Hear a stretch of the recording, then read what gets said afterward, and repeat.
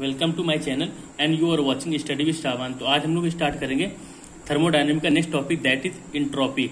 अब basically important topic क्यों है, क्योंकि इससे बहुत सारे न्यूमेरिकल्स बनते हैं और बहुत ही कॉन्सेप्चुअल टॉपिक है, तो इसको बहुत ही केयरफुली आप देखिए। ओके, तो देखिए इंट्रोपी की अगर हम बात करें तो सबसे पहले इंट्रोपी है क्या। तो जो इंट्रोपी अगर बात करते हैं तो इंट्रोपी बेसिकली क्या होती है, predictability of location of molecules. जो मॉलिक्यूल की लोकेशन का जो प्रेडिक्शन होता है that is known as entropy. अगर देखिए रैंडमनेस अगर इंक्रीज कर देंगे, मतलब जो मॉलिक्यूल्स के रैंडमनेस है अगर वो इधर उधर ज्यादा भागती हैं तो इंट्रोपी समझिए ज्यादा हो जाएगी। तो इसको सिर्फ और सिर्फ किससे याद रखेंगे, प्रेडिक्टेबिलिटी ऑफ द लोकेशन, जो मॉलिक्यूल्स के लोकेशन का प्रेडिक्ट करती है। ठीक है,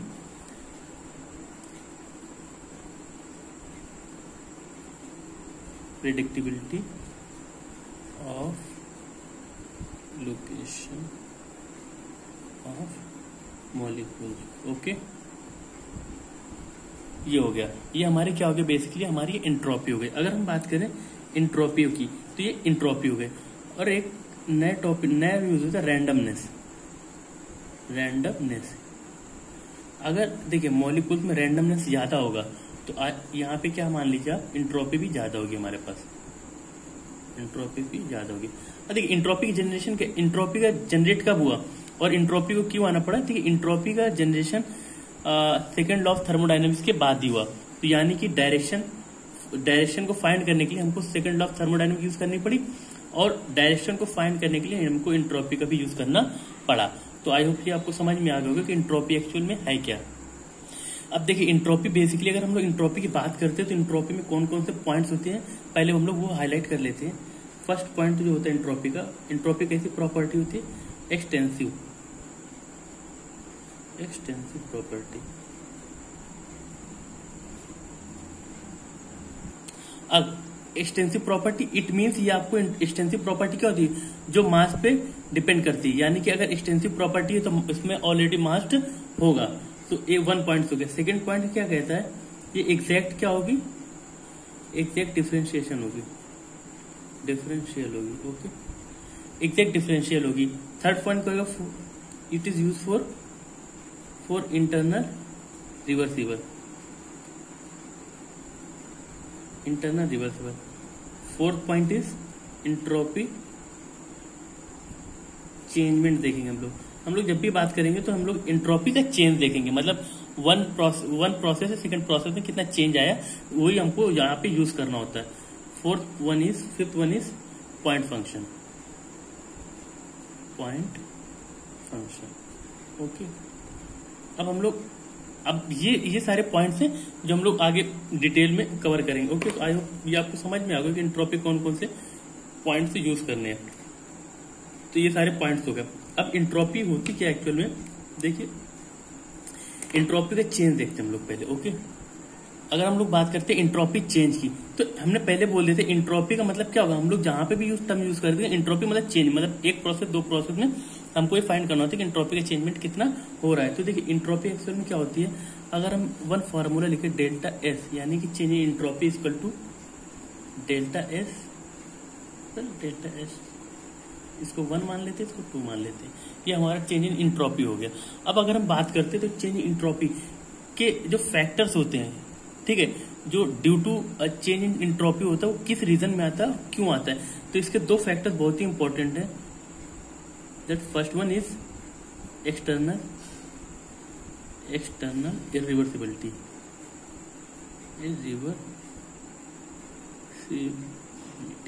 okay. First one external irreversibility, second one is internal. Okay, ये देखिए दो फैक्टर होते हैं, मेजर फैक्टर होते हैं जो चेंज इन इंट्रोपी में यूज होते हैं। फर्स्ट वन होती है एक्सटर्नल इरिवर्सिबिलिटी। अब ये एक्सटर्नल जो इरिवर्सिबिलिटी होती है वो उसका रीजन सिंपल सा रीजन होता है, दैट इज टेम्परेचर चेंज। ये ड्यू टू किसके कारण होता है, टेम्परेचर चेंजमेंट की। यानी कि अगर टेम्परेचर चेंजमेंट हो रहा है तो यहाँ पे हीट जनरेट हो रही है, तो यहाँ पे हम लोग क्या कहते हैं, हीट ट्रांसफर भी कह सकते हैं। एक रीजन क्या हो सकता है हमारे पास, एक्सटर्नल इरिवर्सिबिलिटी का रीजन क्या हो सकता है, यहाँ पे एक्सटर्नल इरिवर्सिबिलिटी का सीधा सीधा रीजन हो सकता है हीट ट्रांसफर का। अगर इंटरनल इरिवर्सिबिलिटी की हम लोग बात करते हैं तो यहाँ पे हम लोग क्या करें, चेंज इन टेम्परेचर। तो यहाँ पे क्या बात करेंगे, यहाँ पे जो इसका कॉजेज होगा due to friction, okay. I hope आपको ये क्लियर हो गया होगा कि एक्सटर्नल रिवर्सिबिलिटी का रीजन क्या होता है। ये ओनली ऑन किस पे डिपेंड करती है, चेंज इन टेम्परेचर यानी कि हीट ट्रांसफर पे। Internal irreversibility due to friction, जहाँ पे फ्रिक्शन जनरेट होगा वहां पे ये इंटरनल इरिवर्सिबिलिटी आ जाएगी। अब अगर रिवर्सिबिलिटी क्यों होता है, बिकॉज ऑफ टू फैक्टर्स, हमने फाइंड कर लिया।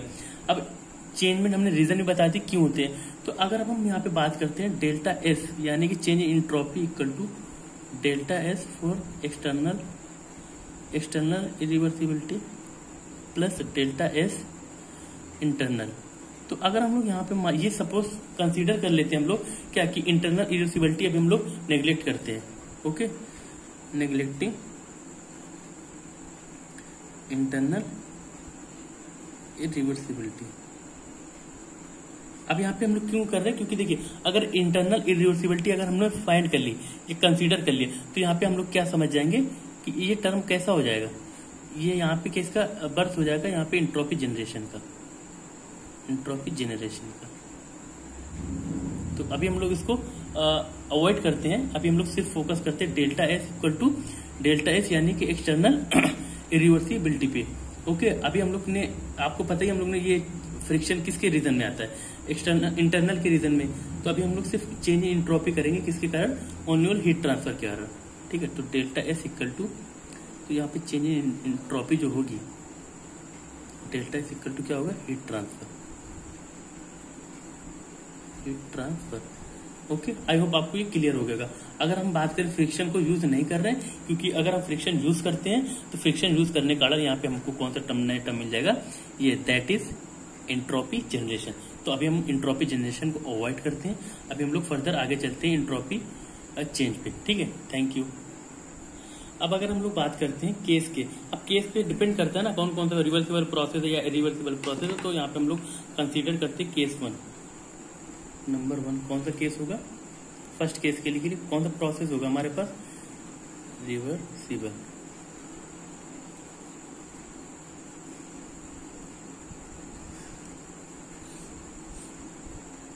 यहाँ पे हम फर्स्ट ऑफ ऑल कौन सा प्रोसेस की बात करेंगे, रिवर्सिबल प्रोसेस के लिए।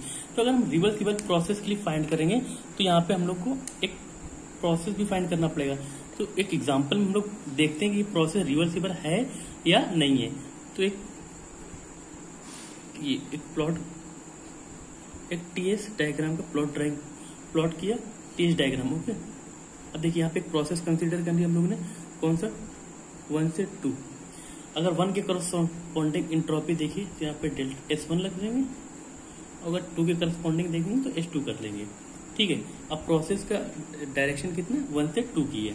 ठीक है, अब हम लोग ये भी जानते हैं कि जहां पे अगर रिवर्सिबल प्रोसेस होगा तो हम उसको क्या, ये रिवर्सिबल प्रोसेस है, तो रिवर्सिबल प्रोसेस को कैसे डिनोट करते हैं, solid line. Solid line mean मतलब रिवर्सिबल। ओके, ये आई होप आपको क्लियर हो गया। अगर डॉट लाइन होगा तो इरिवर्सिबल प्रोसेस हो गया, ये हो गया। अब हम लोग क्या करते हैं, एक स्मॉल एलिमेंट करते हैं जिसमें चेंज इन एंट्रोपी फाइंड करते हैं। ओके, ये देखिए एक स्मॉल एलिमेंटल एंट्रोपी चेंज है जिसका क्या होता है, डेल्टा एस यानी कि टीएस।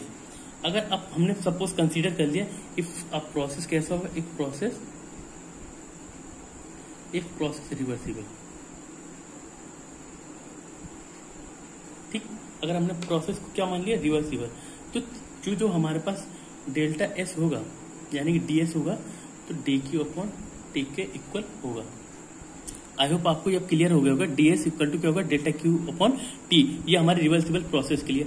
अब अगर हम फाइंड करते हैं, जैसे हम लोग ने प्रीवियस पेज पे हमने क्या डिफाइन किया था कि एंट्रोपी क्या है, एक्सटेंसिव और एग्जैक्ट डिफरेंशियल और इंटरनल रिवर्सिबिलिटी और पॉइंट फंक्शन। तो ये हम लोग यहाँ पे डिफाइन करते हैं कि एग्जैक्ट में एक कौन कौन से प्रोसेस को फॉलो करते हैं। तो यहाँ पे हम लोग क्या देखेंगे, तो देखिए तो मेजर पॉइंट से हमारे पास कौन से पॉइंट फंक्शन, एग्जैक्ट डिफरेंशिएट और एक्सटेंसिव प्रॉपर्टी, तो उसको हम लोग यहाँ पे क्लियर करते हैं कि कैसे हम लोग ने बोल दिया था कि एंट्रोपी एक रिवर्सिबल प्रोसेस है। ओके, देखिए अगर हम पीवी डायग्राम की बात करते हैं, इसकी पीवी की, ओके, हमने प्रोसेस कंसीडर कर लिया, ये 1 से 2, एक पाथ फॉलो किया कौन सा, R1, सेकेंड पाथ फॉलो करिए 2 to 1 से R2। ओके, आई होप आपको ये क्लियर हो गया होगा। ये पीवी डायग्राम की बात कर रहे हैं। तो आप जानते हैं चेंज इन इंट्रोपी क्या होगा, delta Q upon T equal to कितना होता है, 0। ये मालूम होगा आपको। अब अगर हम बात करते हैं फॉर प्रोसेस 1 के, कौन से प्रोसेस के लिए, फॉर प्रोसेस 1 R1, अगर हम पाथ फॉलो कौन सा पहला पाथ फॉलो करते हैं R1 के लिए, तो 2 to 1 से डेल्टा क्यू अपॉन टी हो जाएगा। फिर प्लस करते हैं, चेंज इन एंट्रोपी निकालना है ना हमको। तो अगर हम अब बात करते हैं 1 से 2 के लिए, ओके, 1 से 2 के लिए डेल्टा क्यू अपॉन टी 0। अब हमने दोनों प्रोसेस के लिए निकाल लिया। तो अगर हम ये देखते हैं 2 to 1 के लिए delta Q upon T equal to क्या हो जाएगा, माइनस प्रोसेस 1 से 2 के लिए delta Q upon T. Okay, I hope आपको ये क्लियर हो गया होगा, माइनस हो गया। अब हम अगर बात करते हैं 1 से, अगर प्रोसेस को हम लोग चेंज कर देंगे 2 to 1, तो यहाँ साइन चेंज हो जाएगा। तो डेल्टा क्यू अपॉन टी किसके इक्वल हो जाएगा, 2 to 1 delta Q upon T. Okay, देखिए यहाँ पे एक बहुत ही अच्छा रिजल्ट आ गया।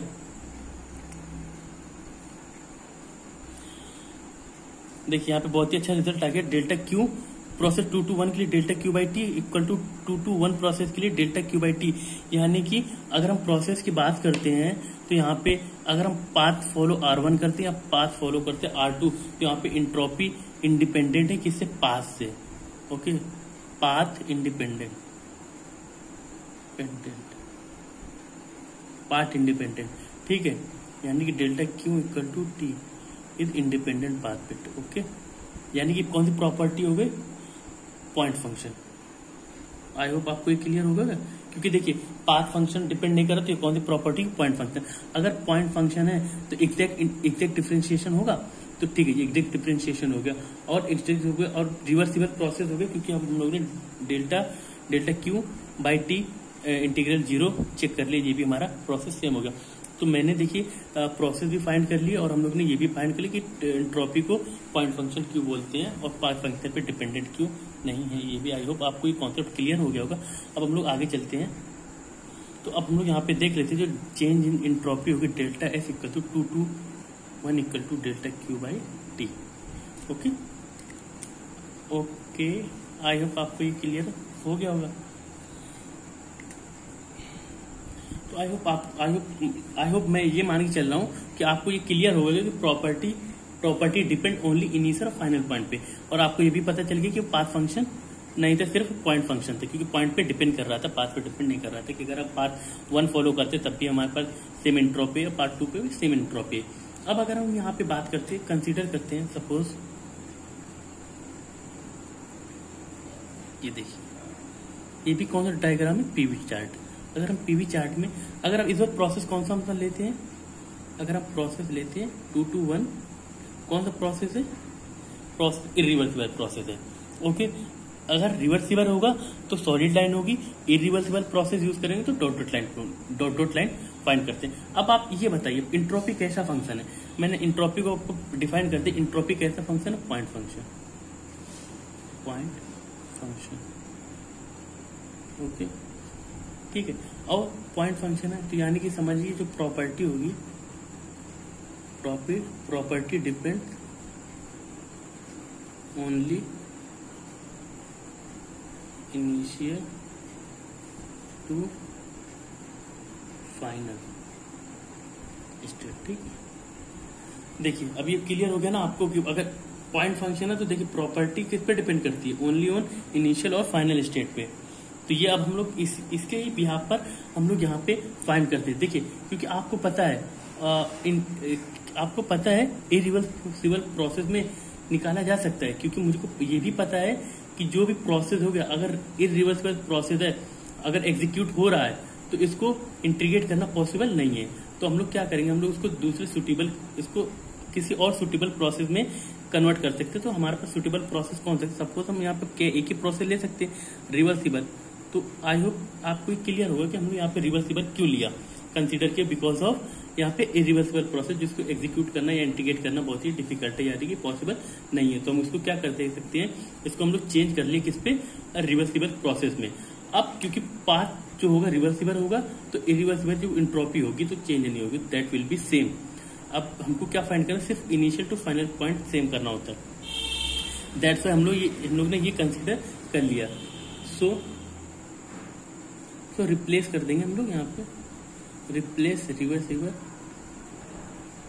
सॉरी इरिवर्सिबल को रिवर्सिबल में, मतलब कि हमने इरिवर्सिबल प्रोसेस को रिवर्सिबल प्रोसेस में चेंज कर दिया।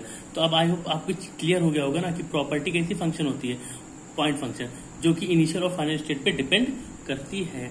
अब हम यहाँ पे कुछ क्लॉसेस इनइक्वलिटीज देख लेते हैं कौन कौन सी होती हैं।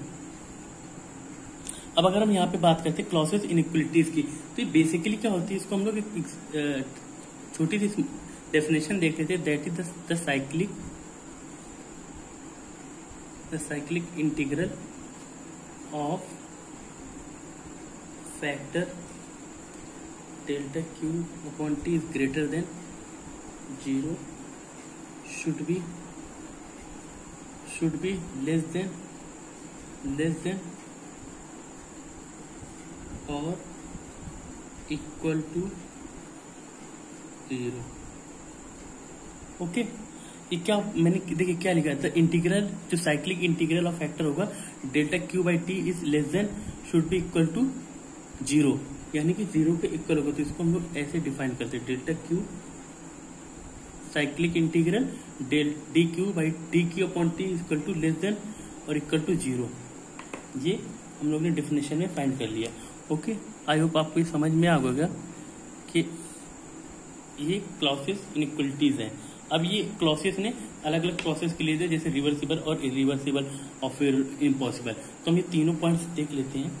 नंबर 1 जो फर्स्ट वन होगा, फर्स्ट वन कौन सी होगी,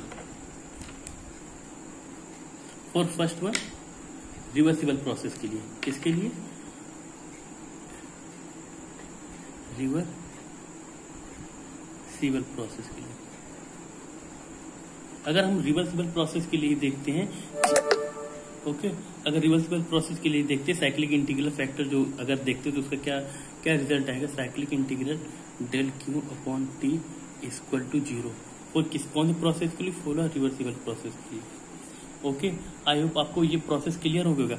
अगर हम सेकंड की बात करते हैं, सेकंड वन कौन सा होगा, इरिवर्सिबल प्रोसेस के लिए, इरिवर्सिबल।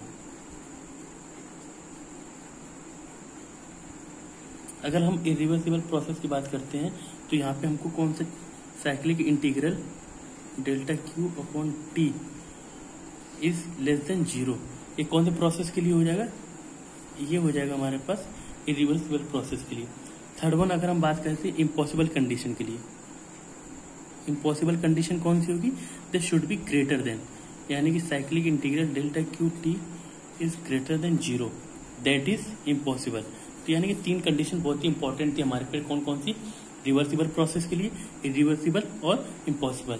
तो आई होप मैंने आपको डिटेल में ये एक्सप्लेन कर दिया होगा, ये आपको चीजें समझ में आ गई होंगी। Thank you for watching. Next video में हम लोग इंट्रॉपी के प्रिंसिपल यानी कि इंट्रॉपी जनरेशन का डिस्कशन करेंगे। Okay, thank you.